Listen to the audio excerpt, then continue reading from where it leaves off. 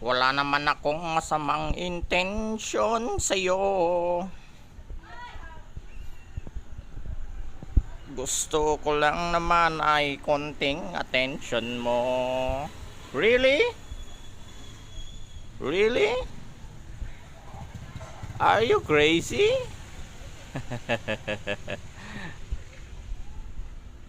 Alright guys. So ito guys, yung C200 natin.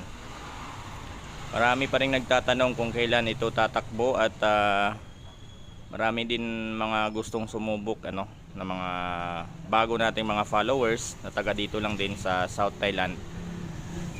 Na kung kailan ito tatakbo guys, kasi makiki-friendly gauge sila at gusto nilang maka-gauge itong Z200 natin Sa ngayon guys, papalitan natin siya ng bore kit guys Hindi pa dumating yung bore kit niya.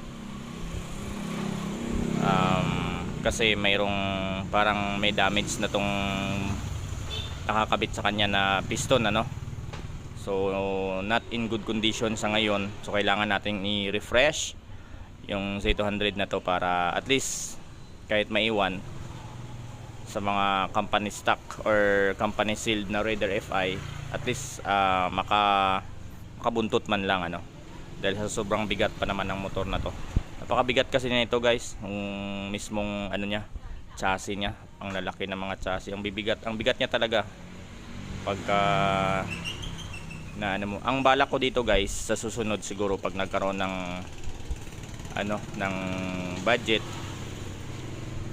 i-rimset natin tong C200 lagyan natin ng 1.6 na rim parehas front and rear para at least medyo magaan-gaan siya. Bigat kasi siya guys, ang bigat lalo na sa starting naiiwan tayo sa mga underbone. Pero yung Raider natin, hindi natin yan i-rim set guys, kasi yung tinatakbuhan natin